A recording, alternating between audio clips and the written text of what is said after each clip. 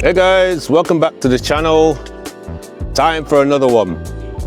Today's video will be about what I do to modernize the MR2. Yes, it's from the 1990s, but we're in 2026.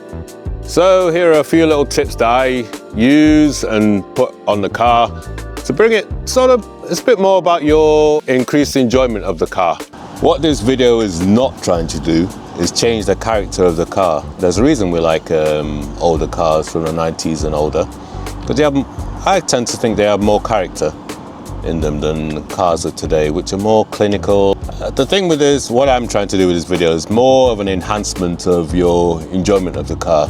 Yeah, we're in 2026 now, and there are some things that can be enhanced on this car. So we're going to go through them and see if you agree. The good thing about this cars like this is you have choice. If you don't like them, when you, let's say you change the screen or change this or certain feature in the car to a newer thing, you can change it back.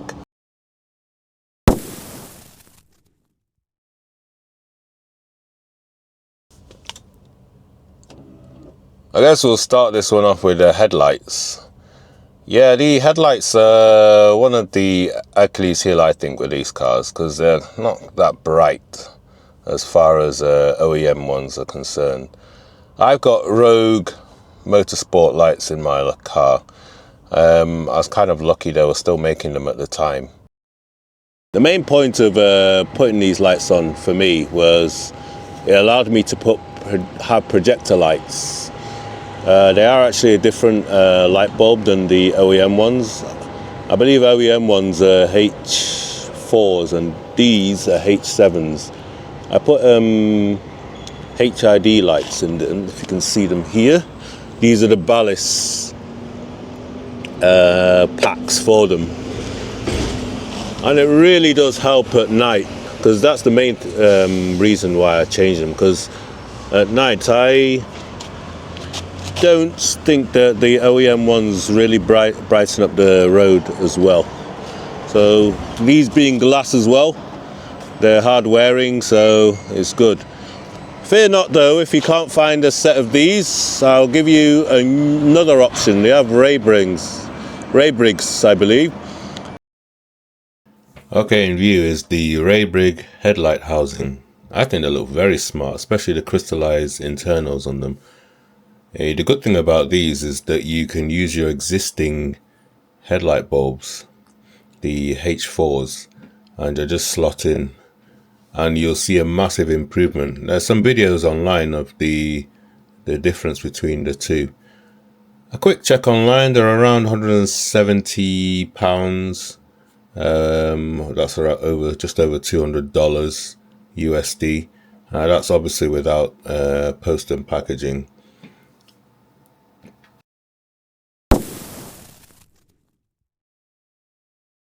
Okay, the T10 or 501 bulb. This is quite a versatile bulb in the MR2. It's used quite a lot.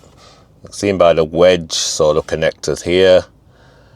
It's used in the instrument binnacle in the inside of the car, and it does really improve the look of the car as far as it being a brilliant white rather than a yellow looking one from the OEM ones. The double-edged sword with these bulbs is, in fact, most of them come from China, so it's hit and miss as to the quality and how long it will last in the car. So when you have to get to a bulb behind here, which is quite annoying as far as dismantling the dashboard, you kind of want the bulb to last as long as possible rather than having to keep changing it. So, all right, as I squeeze into the boot of the car, you can see the T10 bulb that I changed here. It just about fits. All you do is unhook this, and then this drops down like so. And you can put the T10 bulb in there and just hook it back up. Clicks back in, and Bob's your uncle. Your front side lights, both of these lights are T10 501s. In fact, your indicator is as well, but I've not really changed that one. That's not too bad, to be honest. We'll leave it that as OEM. And the last one with these T10 bulbs, your license plate lights. These really do smarten up the car when you see them at night. So I recommend you change them. You can see now I've had these in for quite a while now, no issues at all. There's some small screws to unscrew, two on each side. Make sure you use a small screwdriver, Phillips screwdriver, to unscrew them, just so you don't wear out the thread on them. All right, so rear lights. This is a nice upgrade I do. It's quite a simple, cheap upgrade as well. You change your bulbs for LED lights. The thing with the Rev 3s and upwards, only this outer one is a dual fitment bulb holder. What I mean by dual fitment is, you can see here it's got two metal connectors here. That means this is when the light is on and when you brake. So it's dim when the brake light is off, and then just the light when it's on. Unfortunately, on Rev 3s, you only have the outer one that's got a dual fitment. So you have to get another dual fitment bulb to fit in these inner bulbs here. That also will go in with when you do the upgrade for when you have your lights. Both lights light up rather than just the outer one. Weird thing is revision 1 and 2, and I don't think this applies to the US market because both of these lights light up. But Japanese imports and UK cars, it seems to be only the outer ones that light up when you put your lights on. And on the JDM ones, both of them light up.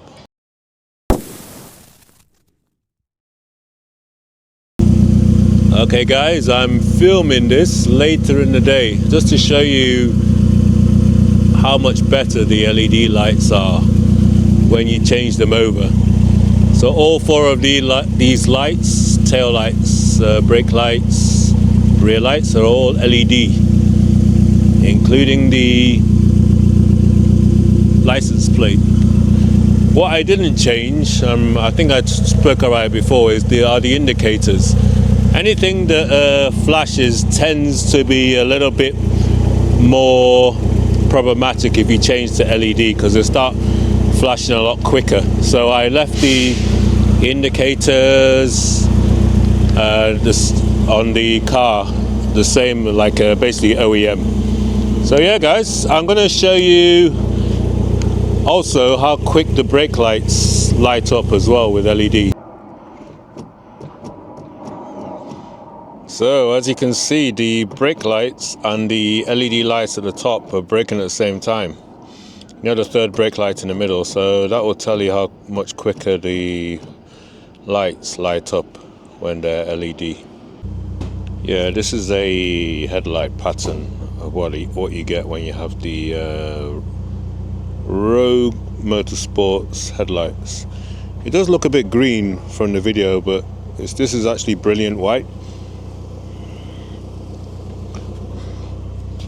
So you can see the headlight pattern here. It's like, it really does light up the road, you can see on the floor.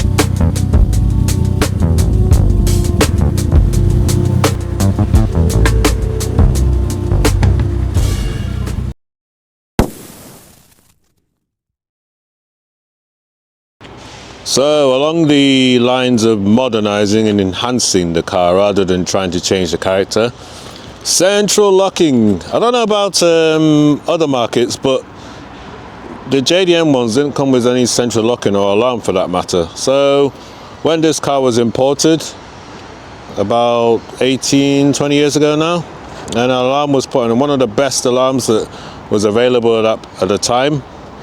I know it almost seems like I'm talking about the Stone Age, but yeah, 2008. So an alarm was put on here. It has central locking, and I'm so used to it. Even the guy who put it in put almost every option in the car. So what it has is a boot release, so I can stand from here, open the boot. There's a little solenoid here that opens the boot. It makes it a lot of things a lot more easier for me as far as the car. I don't even need to use the key, so that works quite well. It works from afar from the car as well. And a lot of things that new cars have as well is like foreclosure. Let's say you forgot to close your windows, so this car, it does all that as well. So let's say I lock it now. Yeah, see, the window comes up. These are a lot of the little things that help you enjoy the car a little bit better.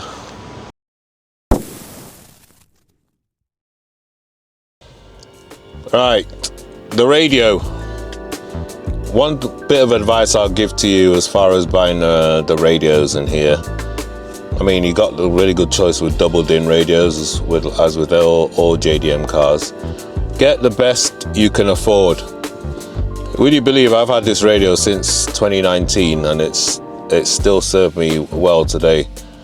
But the thing is, though, I had a radio before this same Kenwood, but I bought it, I think 2014, just at the changeover before we used to be able to use internet on your phone, and then Apple CarPlay and Android Auto.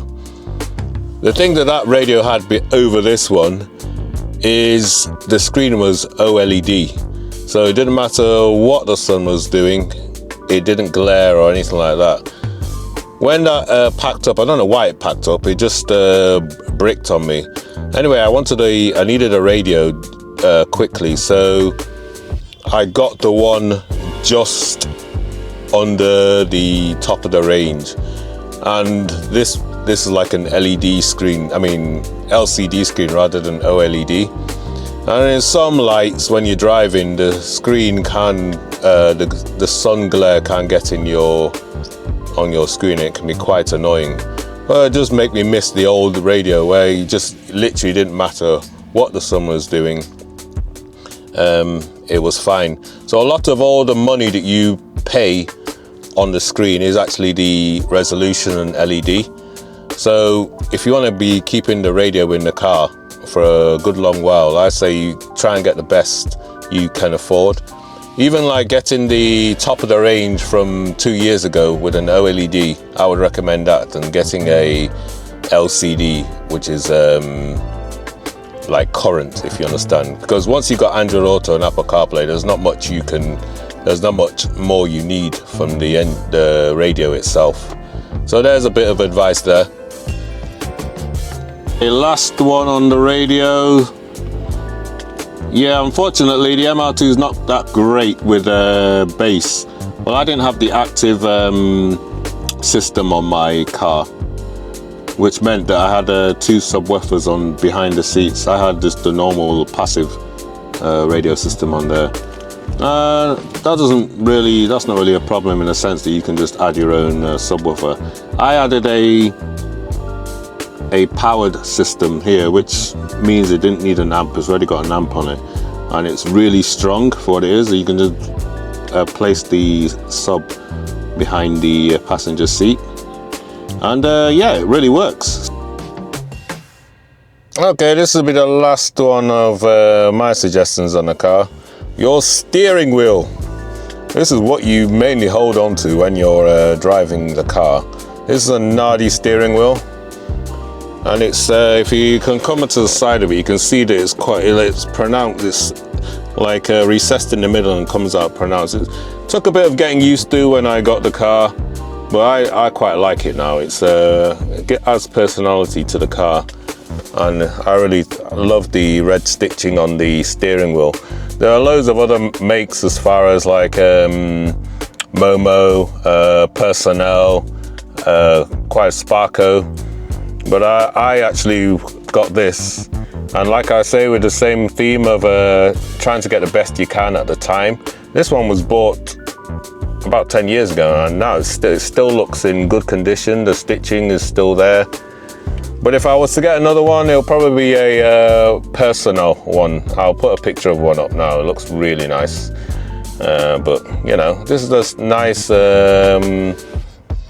customization for your car, and just brightens up the car. Along with that, you can actually change this, because in case you didn't know, I do look quite like red, so I changed the gear gator and stuff like that. I didn't do the handbrake, but you can actually go ahead and change that.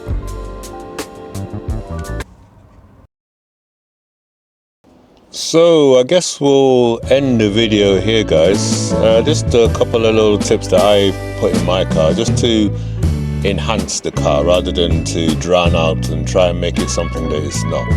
So I'm sure there are plenty of other tips that I have that I'll probably remember after I finish and edit this video, but we can always do a part 2 for that. So more videos coming later. Like and subscribe. See you later.